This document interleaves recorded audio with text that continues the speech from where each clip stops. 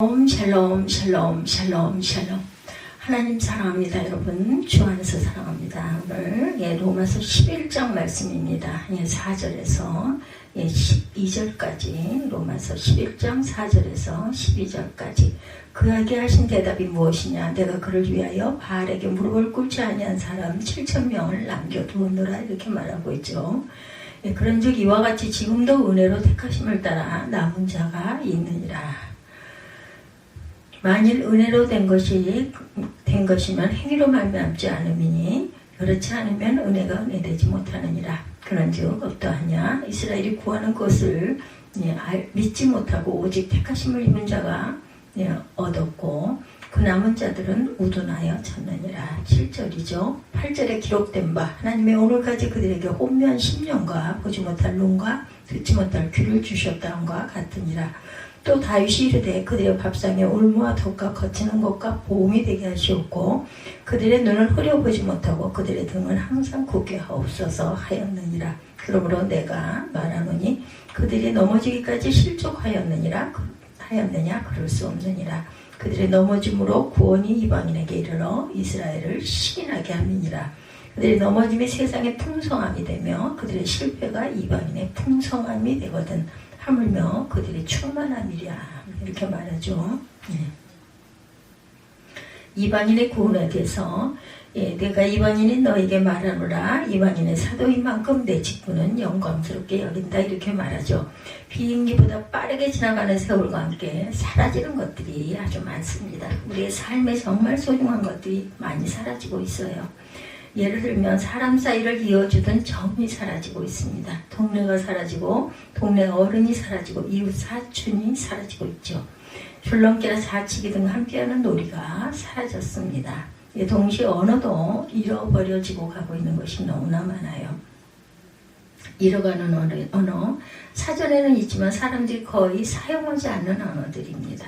우정, 의리, 신뢰, 신유, 나눔 이런 단어들은 거의 회자되지 않습니다. 사람들이 이런 단어를 말하지도 않고 당연히 들을 기회도 없죠. 나눔이라는 단어만 해도 나눈다는 말은 일상생활에서 많이 듣고 사용합니까? 방송이나 구호단체에서 구호 모금을 홍보할 때나 말하지 거의 말하지 않아요. 나눔이라는 말 얼마나 아름다운 말인지요. 또 나눠 갖는 마음이 또 얼마나 아름다운 마음입니까? 그런데 우리는 이처럼 아름다운 말, 아름다운 마음을 잃어버린 채 살고 있다. 하나님은 사람을 만드실 때 혼자 살도록 만들지 않으셨어요. 더불어 함께 살도록 만들고 함께 어우러져 이것저것을 나누며 살도록 만들었습니다. 이것도 나누고 저것도 나눌 때 사는 맛이 나고 사는 것이 즐겁고 행복하도록 만들어졌다. 술 이야기를 해서 좀 그렇긴 하지만 술을 좋아하는 애주가들이 그런 말들을 많이 해요. 술은 주거니 받거니 하는 맛으로 마신다고. 술잔이 오고 가야 술맛이 난다고 그러죠. 술이 아무리 좋아도 혼자 마시는 분은 거의 없어요. 술잔이 오고 가면 마주쳐야 술맛이 난다는 것입니다. 이거 음식도 그러죠. 혼자 만들어가지고 혼자 먹으려고 하면 별로 맛있지 않아요. 나누어 먹을 때 맛있죠. 흔히 내가 벌어서 내 맘대로 쓰고 사는 것이 제일 속 편하다고들 말하는데 속이 편할지는 모르나 거기에 무슨 낙이 있겠는가, 무슨 의미가 있고 무슨 보람이 있겠습니까? 내가 벌어서 내 맘대로 쓰고 사는 것처럼 몸이 건조하고 딱한 일은 없다. 그래서 인생이란 서로 어울리고 나눌 때 정을 나누고 사랑을 나누고 또한 음식을 나누고 기쁨을 나누고 슬픔을 나누고 아픔을 나누고 자식을 나누고 지혜를 나누고 지식입니다. 자식이 아니라 지식을 나누고 지혜를 나누고 마음을 나눌 때 사는 맛이 나고 피차 자라간다는 것이죠. 하나님이 사람을 만드실 때 서로 함께 나누며 살도록 만드셨기 때문에 작은 것이라도 나누어 살 때 사는 맛이 나고 힘든 세상살이를 버텨낼 힘이 생기고 그 힘을 통해서 자라가는 법이다. 아주 오래전 이야기, 나이 먹어서 결혼한 신혼부부의 옆집에 사셨던 어떤 목사님의 이야기입니다. 어느 날 옆집 남자가 싱글벙글하며 일주일 전에 아내가 아들을 출산했다는 기쁜 소식을 전합니다. 그 소식을 듣고 아내에게 말했어요. 옆집에 아들을 출산했다는데 작은 선물이라도 하자. 이렇게 이제 이분이 말씀을 해서 작은 선물을 했답니다. 오래 만난 사이도 아니고 마음을 주고받고 대화를 나누지도 않는 사이였지만 출산을 축하하는 마음으로 전했다는 거죠. 바로 이런 것이 인생의 아름다움이고 살아가는 재미가 아니겠는가. 예.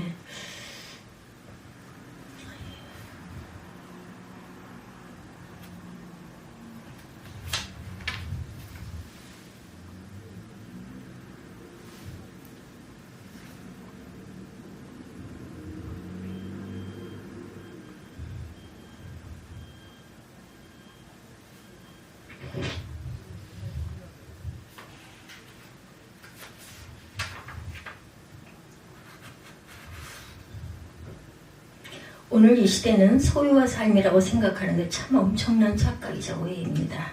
소유는 결코 삶이 아니죠. 소유는 삶을 소외시키고 옥죄일 뿐이지 삶을 진작시키지는 않는다. 나눔만이 삶이고 나눔만이 기쁨이라는 거죠. 바울은 에베소 교회 성도들에게 여러 가지 권면하면서 도둑질하지 말라는 권면까지 합니다. 도둑질하는 자는 다시 도둑질하지 말고 돌이켜 가난한 자에게 부지할 수 있도록 자기 손으로 수고해서 선한 일을 하라. 에베소서 4장 26절이죠. 일할 힘이 있으면 정당에 돈을 벌어서 일할 수 없는 자들을 도우라는 거예요.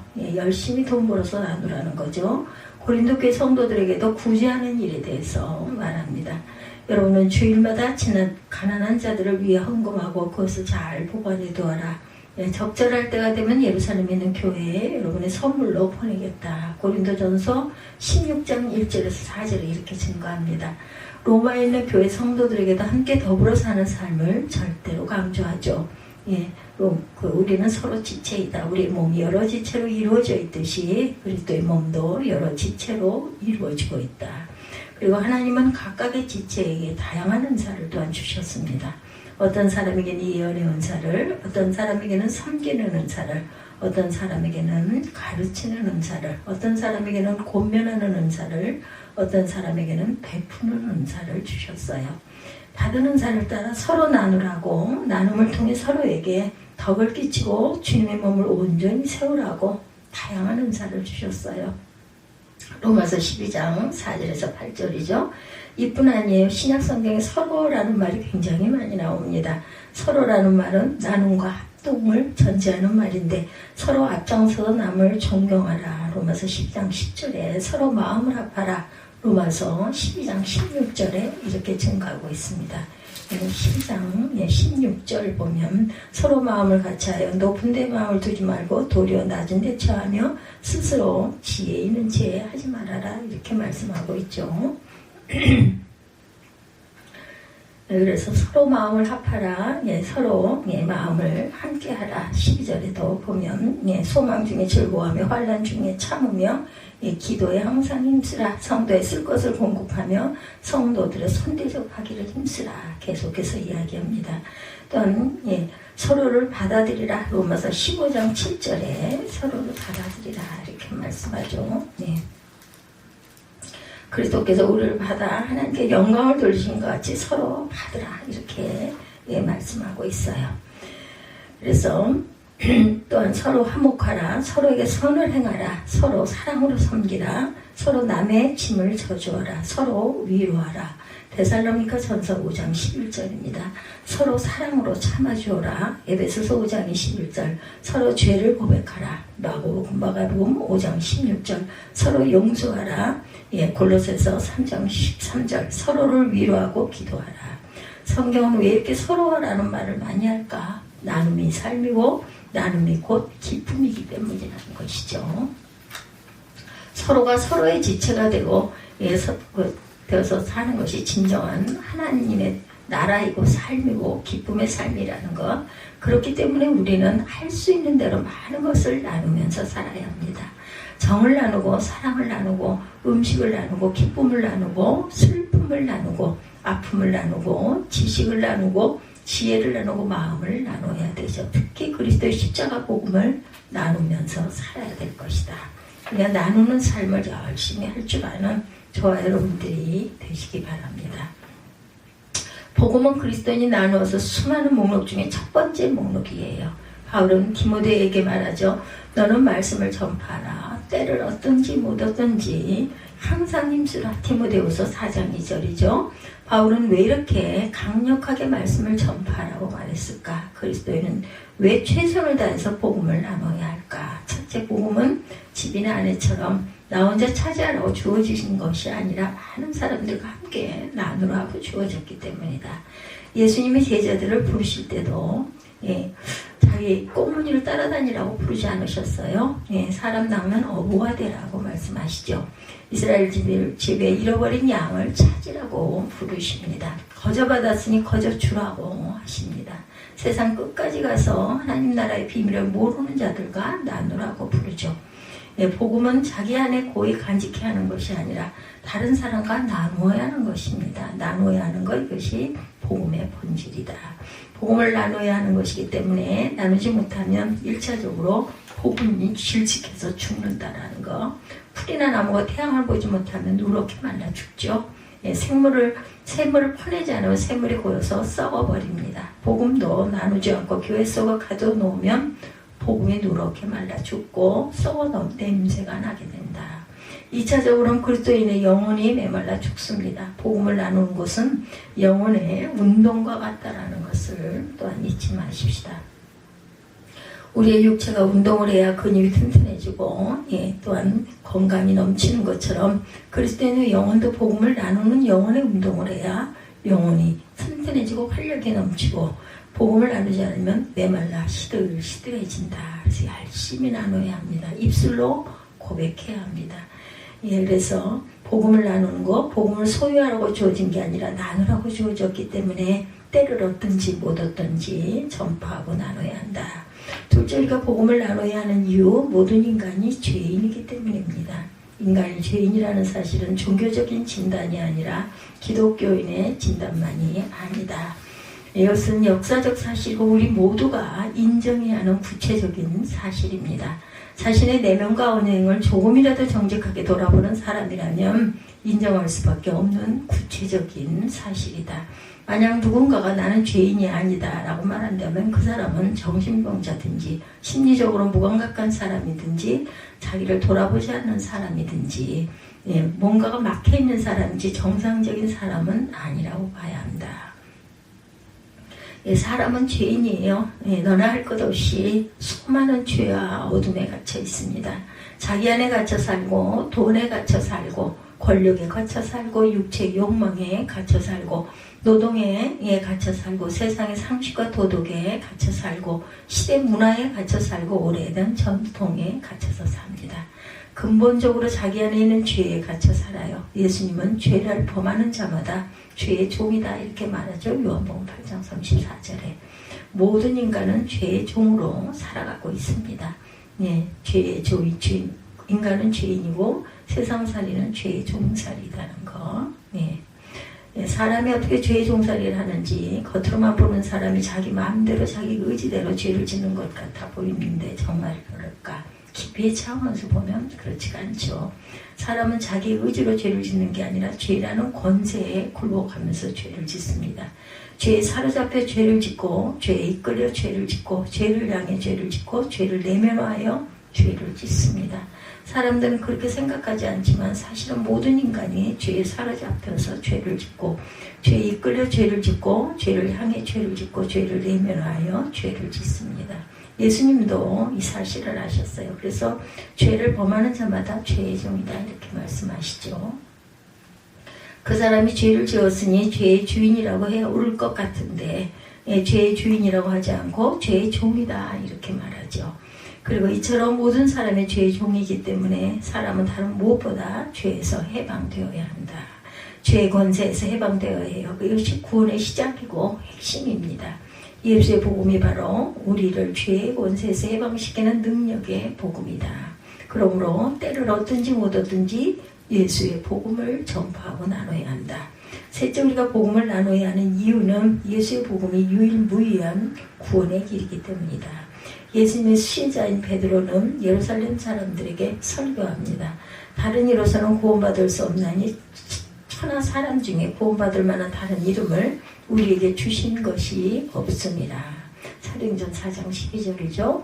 나중에 쓴 편지에도 너희가 거듭난 것은 썩어질 것으로 된 것이 아니요 썩지 아니할 씨로 된 것이니 살아있고 항상 있는 말씀으로 되었다. 베드로전서 1장 23절이죠. 여기서 말씀은 당연히 말씀이 육신이 되신 예수님을 가리킵니다. 최고의 복음 전도자인 바울은 밑보다 모든 사람이 받을 만한 이 말이요. 그리스도 예수께서 죄인을 구원하시려고 세상에 임하셨노라. 디모데전서 1장 15절이죠. 이처럼 성경은 예수의 복음만이 유일무이한 구원의 길이다 이렇게 말합니다. 만일 예수의 복음 말고 다른 구원의 길이 있다면 석가모니를 통해서 구원을 받을 수도 있고 공자를 통해서도 구원받을 수 있다면 굳이 예수의 복음을 고집할 필요도 없고 열심히 나눌 필요도 없다는 것이죠. 그런데 예수 외에는 구원의 길이 없기 때문에 예수의 십자가 복음만이 유일무이한 구원의 길이기 때문에 복음을 나눠야 하는 것이다. 지금까지 복음을 나눠야 하는 이유를 들었어요. 첫째, 복음은 나누라고 주어졌다. 둘째, 모든 인간은 죄인이다. 셋째, 예수의 그 십자가 복음만이 유일무이한 구원이다. 그러므로 때를 얻든지 못 얻든지 구원의 복음을 전파하고 나누어야 한다. 이렇게 말씀드렸어요.